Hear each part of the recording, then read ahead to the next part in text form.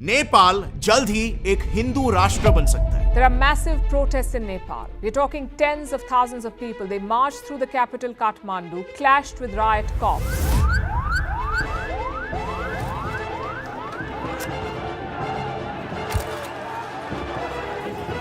आज पूरे नेपाल में मैसिव प्रोटेस्ट छिड़ चुके हैं। ये प्रोटेस्ट पिछले 5 से 6 महीनों से चल रहे हैं और जनता की सिर्फ एक ही मांग है, नेपाल को फिर से हिंदू राष्ट्र बना दो। हाम्रो मुख्य एजेंडा भनेको नै हिंदू राज्य कायम गर्नु पर्यो। हम सेकुलर नहीं हैं, सेकुलर बनकर के जीना भी नहीं चाहता हूँ, मैं कट्टर हिंदू बनकर के जीना चाहता हूँ। नेपाल में एक बार फिर से हिंदू राज स्थापित कर दो। If we can't restore the institution of monarchy in this country, there is no future for the youths in this country, and the existence of this country itself could be at risk. लेकिन जरा एक minute, आज से 16 साल पहले इसी नेपाली जनता ने ही राजा का तख्ता पलट किया था और नेपाल को हिंदू राष्ट्र से एक सेक्युलर स्टेट बनाया था।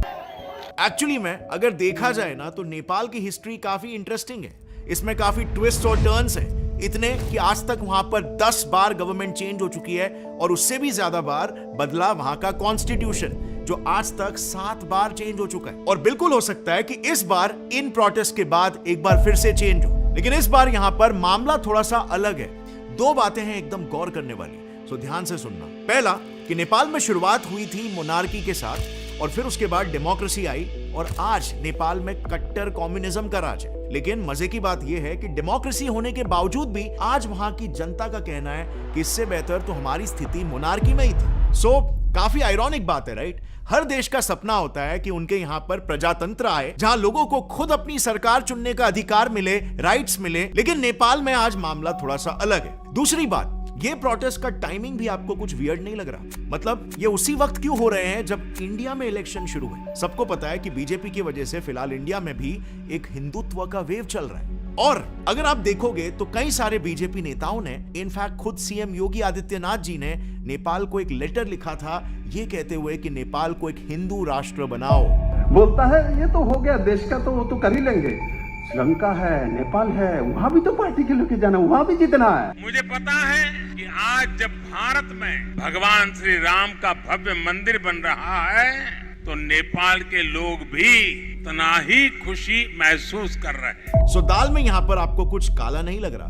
क्या अपने एजेंडा हिंदू राष्ट्र की शुरुआत बीजेपी नेपाल से करना चाहता है, नेपाल को एक एग्जाम्पल के तौर पर इंडिया को दिखाने के लिए? वेल, मेरे हिसाब से इस पॉसिबिलिटी को हम बिल्कुल भी रिजेक्ट नहीं कर सकते, क्योंकि अगर आप नेपाल के इतिहास को देखोगे तो वहां पर जितनी भी सरकारें आई है उसमें इंडिया का एक बहुत बड़ा रोल था।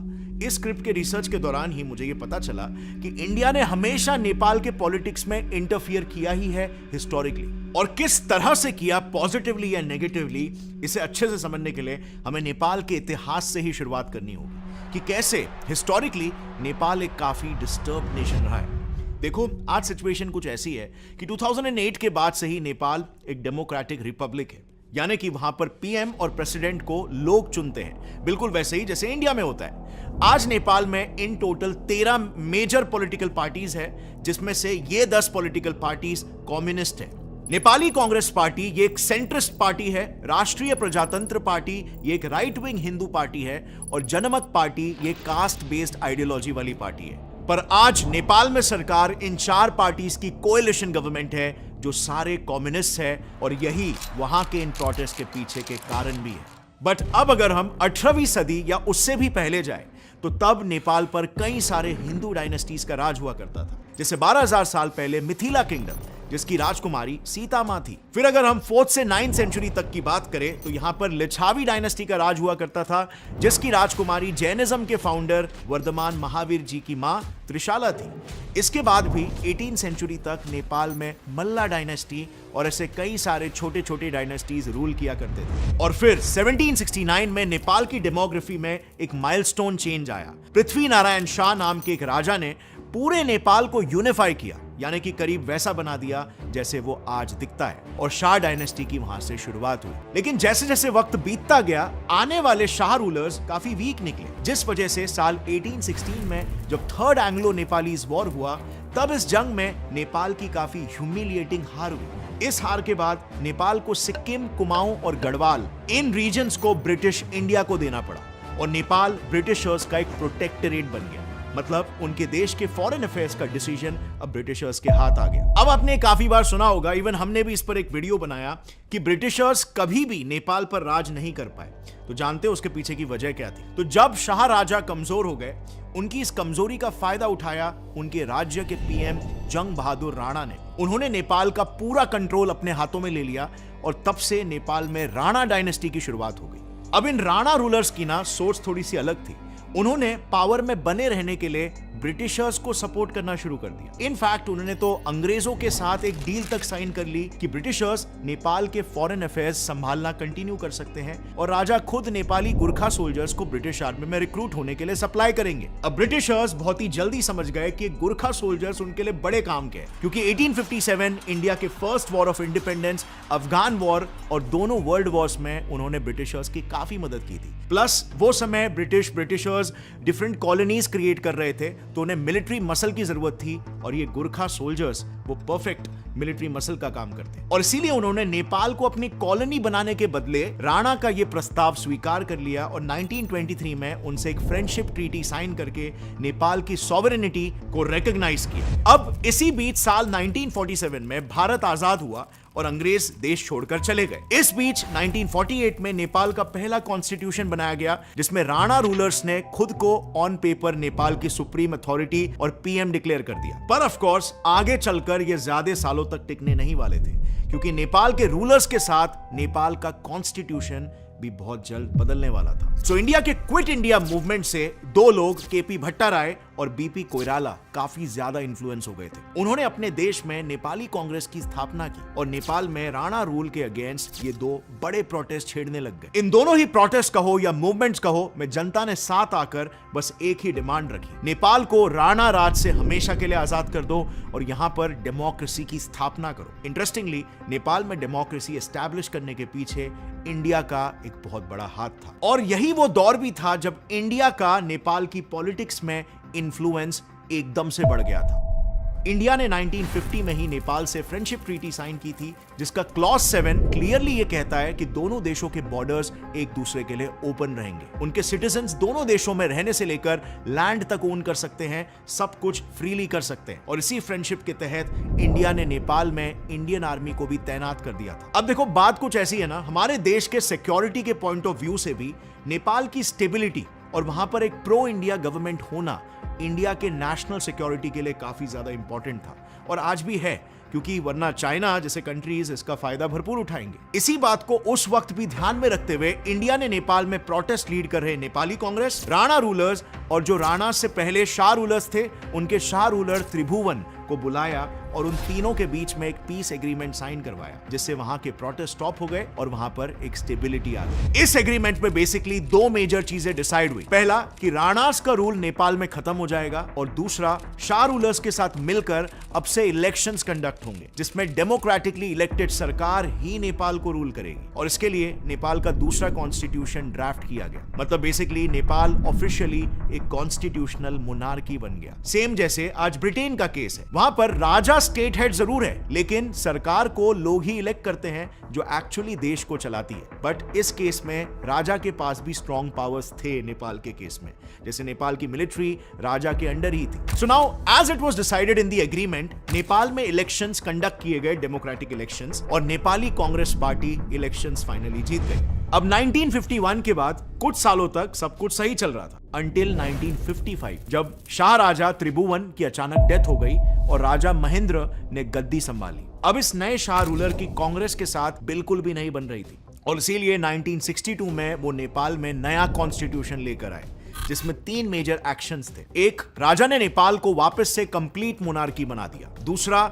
नेपाल की सभी पॉलिटिकल पार्टीज को बैन कर दिया। और तीसरा, नेपाल में पंचायत सिस्टम री इंट्रोड्यूस किया गया, मतलब कि इलेक्शन सिर्फ लोकल लेवल पर ही अलाउ किए। अब क्योंकि इंडिया का नेपाली कांग्रेस को एक स्ट्रॉन्ग सपोर्ट था, इसीलिए राजा प्रो चाइना और अल्टीमेटली प्रो पाकिस्तान बन गए। और उनके दौर में तो उन्होंने इंडिया के साथ कई सारे धोखे किए, मेजर बीइंग इंडिया के साथ वेपन परचेज का एग्रीमेंट होते हुए भी उसका उल्लंघन करके चाइना से वेपन्स इंपोर्ट करना शुरू कर दिया। दूसरा धोखा, इसी दौरान नेपाल में पहली बार चाइना ने काफी strategic road Kathmandu Kodari road का डेवलपमेंट प्रोजेक्ट भी एग्जीक्यूट करवा दिया। और तीसरा बड़ा धोखा यह कि क्योंकि इंडो नेपाल बॉर्डर एक ओपन बॉर्डर हुआ करता था, तो पाकिस्तान ने विया नेपाल इंडिया में ड्रग स्मगलिंग और टेररिज्म फैलाना भी शुरू कर दिया था, जो ऑफ कोर्स इंडिया की सिक्योरिटी के लिए एक काफी बड़ा थ्रेट हो गया था और इसीलिए इंडिया शांत बिल्कुल भी नहीं बैठने वाला था। इसी चीज को देखते हुए इंडिया ने एक्शन लिया, सीधे नेपाल पे ट्रेड एम्बार्गो यानी कि सैंक्शंस लगा दी। अब क्योंकि नेपाल का ट्रेड इंडिया पर हेवीली डिपेंडेंट था, तो एकदम से उनकी इकोनॉमी क्रैश हो गई और इसका नतीजा यह हुआ कि इकोनॉमी क्रैश होते ही जनता सड़कों पर आ गई। नेपाल के सारे पार्टीज और लोगों ने मिलकर राजा के खिलाफ एक बार फिर से विद्रोह करना शुरू कर दिया, जो इतना बढ़ गया कि अंत में राजा को मानना ही पड़ा और फिर से 1990 में एक नया कॉन्स्टिट्यूशन बना, जिसके तहत पॉलिटिकल पार्टीज पर बैन हटाकर कॉन्स्टिट्यूशनल मोनार्की सिस्टम को वापस से रिस्टोर कर लिया गया। एंड ऑब्वियसली इस बार भी इलेक्शंस में नेपाली कांग्रेस पार्टी जीत गई और नेपाल में फिर से शाह राजा और कांग्रेस का रूल एस्टैब्लिश हो गया। बट उसी दौरान नेपाल में कोलैटरल साइड इफेक्ट भी हो गया था, क्योंकि जब 1962 में शाह रूलर ने चाइना के साथ हाथ मिलाया था, तो इसके बाद से नेपाल में कम्युनिज्म काफी हद तक बढ़ना शुरू हो चुका था और फिर एक पॉइंट पर यह इस लेवल तक बढ़ चुका था कि 1991 आते आते कांग्रेस के बाद नेपाल की communist party second largest party बन चुकी थी। अब यह एक बहुत बड़ी प्रॉब्लम थी, क्योंकि इस वजह से सिर्फ 4 सालों में नेपाल में 2 बार सरकारें चेंज हुई, क्योंकि कम्युनिस्ट पार्टी ने एमपीज की हॉर्स ट्रेडिंग करके कांग्रेस की सरकार को गिरा दी और फिर हारी हुई कांग्रेस पार्टी ने 1996 में राष्ट्रीय प्रजातंत्र पार्टी, जो कि एक हिंदू पार्टी थी, उसके साथ अलायंस बनाई और कम्युनिस्ट पार्टी को हराकर नेपाल में फिर से एक स्ट्रॉन्ग गवर्नमेंट एस्टैब्लिश कर दी। और अब क्योंकि कम्युनिस्ट लीगली इलेक्ट होकर पावर में नहीं आ पा रहे थे, तो उन्होंने एक अलग तरीका अपनाना शुरू कर दिया। उन्होंने कांग्रेस गवर्नमेंट को चैलेंज करके उनके आगे अपने 40 पॉइंट्स की एक डिमांड रख दी, जिसमें मेजर 3 डिमांड्स थी। नंबर 1, फ्रीडम ऑफ एक्सप्रेशन, सबको खुलकर अपने विचार रखने का हक दो। नंबर 2, 200 साल पुरानी मोनार्की को खत्म करो। और नंबर 3, कास्ट, जेंडर और नेशनैलिटी के बेसिस पर हो रहे डिस्क्रिमिनेशन को रोको। बेसिकली कम्युनिस्ट जनरली रिलीजन में विश्वास नहीं रखते, तो उन्हें हिंदू धर्म नहीं चाहिए था और मोनार्की खत्म करके वो नेपाल को एक सेक्युलर स्टेट बनाना चाहते थे, पर गवर्नमेंट ने इनकी सारी डिमांड्स को खारिज कर दिया। अब ये नेपाल के इतिहास का एक बहुत ही बड़ा टर्निंग पॉइंट था, क्योंकि इसके बाद माओइस्ट ने सरकार के अगेंस्ट 13 फरवरी 1996 को पीपल्स वॉर डिक्लेयर कर दिया, जिसमें उन्होंने डायरेक्टली पुलिस स्टेशंस पर हथियारों के साथ अटैक करना शुरू कर दिया। और बस यहीं से नेपाल में माओइस्ट इंसर्जेंसी की शुरुआत हो गई, जो कि इतनी सक्सेसफुल रही कि अगले 9 सालों में इन माओइस्ट ने नेपाल के 75 डिस्ट्रिक्ट्स में से 22 डिस्ट्रिक्ट्स पूरी तरीके से अपने कंट्रोल में ला दिए। इस 9 सालों तक चलने वाली इंसर्जेंसी में 17,000 लोगों की मौत हुई और कई हजार लोग घायल हुए, जिसकी रिस्पॉन्सिबिलिटी इवन आज के तारीख में खुद करंट नेपाली पीएम ने ली है, जो कि एक डिक्लेयर्ड कम्युनिस्ट है। पर इसी बीच 2005 में इसी सिचुएशन को देखकर शाह राजा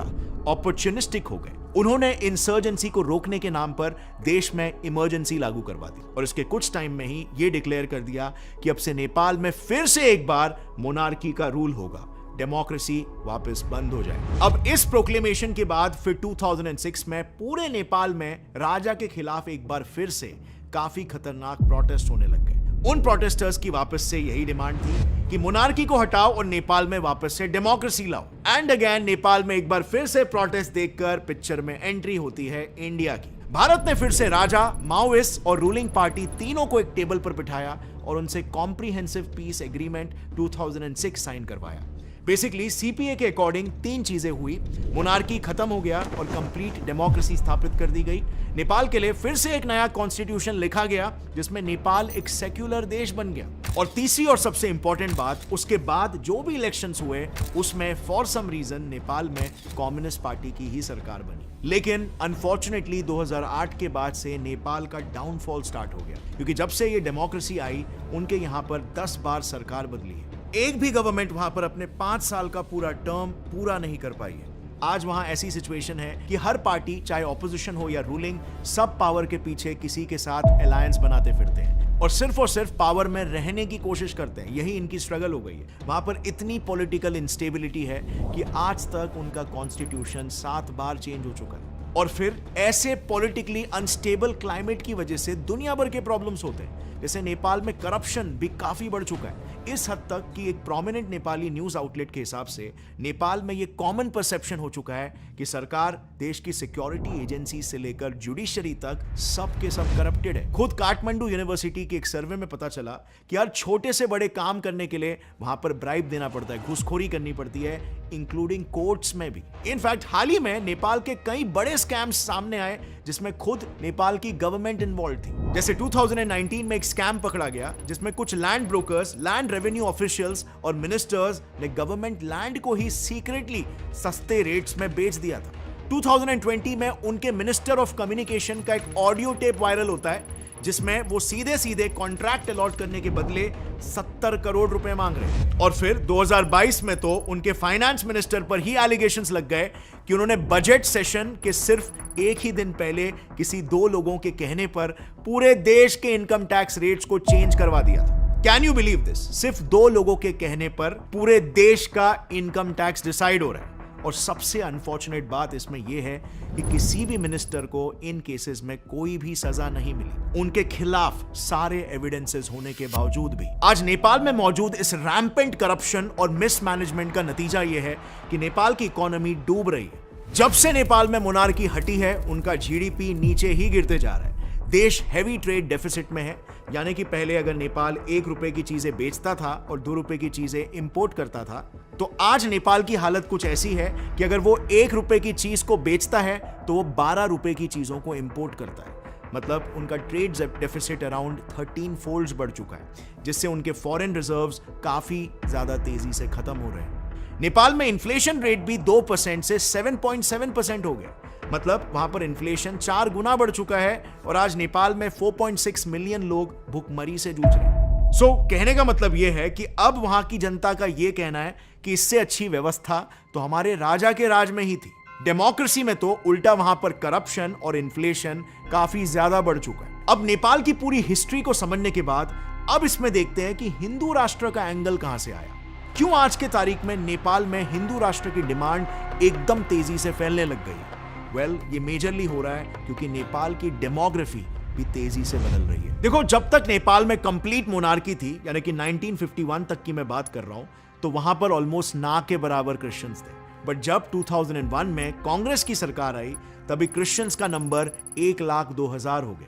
पर जैसे ही 2008 के बाद कम्युनिस्ट सरकार आई, सिर्फ 8 से 9 सालों के अंदर नेपाल में क्रिश्चियन पॉपुलेशन 12 से 15 लाख हो गई। अब ये ग्रोथ आप इससे समझ सकते हो कि 2007 में कम्युनिस्ट रूल के पहले मकवानपुर डिस्ट्रिक्ट में सिर्फ 200 चर्चेस हुआ करते थे, लेकिन बस 10 सालों में उस सेम डिस्ट्रिक्ट में 1000 चर्चेस बन गए। आज सिचुएशन ऐसी है कि खुद वर्ल्ड क्रिश्चियन डेटाबेस का ये क्लेम है कि नेपाल दुनिया का one of the fastest growing Christian communities बन चुका है। और ये सब देखकर वहां की हिंदू पॉपुलेशन फ्रस्ट्रेट हो चुकी है और इसीलिए प्रोटेस्टर्स को ऐसा लग रहा है कि मोनार्की का रहना ज्यादा सेफ होगा हिंदू कम्युनिटी के लिए और इसीलिए उन्हें नेपाल को हिंदू राष्ट्र बनाना। लेकिन इसी बीच कुछ मीडिया आउटलेट्स ये भी क्लेम कर रहे हैं कि बीजेपी नेपाल में हिंदू राष्ट्र बनाना चाहती है और बैकएंड से कुछ ना कुछ स्ट्रिंग्स जरूर प्ले कर रही है। इनफैक्ट यूएस तक ये क्लेम कर रहा है कि बीजेपी लिंक्ड ऑर्गेनाइजेशंस इन प्रोटेस्ट को फंड कर रहे हैं बैक चैनल से। लेकिन जितना हमने नेपाल की हिस्ट्री को एनालाइज करके समझा, यस, इंडिया ने कई बार नेपाल की गवर्नमेंट उसके पॉलिटिक्स में इन्वॉल्वमेंट दिखाया है और उन्हें फंड भी किया है। लेकिन अब तक जो भी ट्रेंड रहा है वो इसीलिए रहा है कि इंडिया हमेशा नेपाल में एक स्टेबल गवर्नमेंट चाहता है। इंडिया हमेशा नेपाल में एक ऐसी सरकार रखना चाहता है जो कि इंडिया के ही फेवर में हो और यही सेम स्ट्रैटेजी सालों से कांग्रेस सरकार भी करती आई है। सो अच्छा चांस है कि बीजेपी भी यही सेम स्ट्रैटेजी को दोहरा रही हो। बस से फर्क इतना है कि कांग्रेस सपोर्ट करती थी वहां की कांग्रेस सरकार को और अब बीजेपी सपोर्ट कर रही है नेपाल के हिंदू राष्ट्र नैरेटिव को। So in both the cases I think it's fair because Congress ने भी यही चीज की थी इंडिया के साथ नेपाल के अच्छे रिलेशंस बनाने के लिए। तो आज बीजेपी भी अगर ये कर रही है तो दैट्स अंडरस्टैंडेबल, क्योंकि आफ्टर ऑल इवन चाणक्य के अर्थशास्त्र में भी यही लिखा है कि किसी भी राष्ट्र के पड़ोस में एक स्टेबल और फ्रेंडली गवर्नमेंट होना उस देश के लिए बहुत जरूरी है। बट यहां पर आई नो आप लोग के बहुत ही डाइवर्स ओपिनियंस होंगे कोई सोच रहा होगा कि ये सही हो रहा है, कोई सोच रहा होगा कि ये गलत हो रहा है, नहीं होना चाहिए। So I would love to know your opinions as well, जो कि नीचे कमेंट्स में आप मेंशन करना ताकि मैं उन्हें रीड कर सकूं। और हाँ, अभी इंडिया में फिलहाल इलेक्शंस चालू हो चुका है, लेकिन इसमें एक बहुत बड़ी प्रॉब्लम है। इंडिया में शायद ही कोई भी वोट देने से पहले पार्टीज के मैनिफेस्टोस को पढ़ता है। यू नो, इंडिया में कैसा होता है, इलेक्शन से एक दिन पहले एक बोतल दारू और एक दावत देखकर ये पार्टीज जनता को लिटरली खरीद लेती है। तो क्या इसके बाद ये पार्टीज इंडिया के हित में काम करेंगे? लेकिन हमारा एक जागृत नागरिक होने के नाते ये फर्ज बनता है कि हम ये अच्छी तरीके से जाने कि ये पार्टीज का इंडिया को लेकर विजन क्या है, ये इंडिया के डेवलपमेंट के लिए, इंफ्रास्ट्रक्चर के लिए क्या पॉलिसीज प्लान कर रही है। और ये सारी बातें लिखी होती हैं इनके मैनिफेस्टोज में, जिसे मैंने डिटेल में एनालाइज किया है और डिकोड किया है, जो आप यहां पर क्लिक करके देख सकते हो before casting a vote. With that said, मिलते हैं अगले वीडियो में, तब तक के लिए टेक केयर, जय हिंद।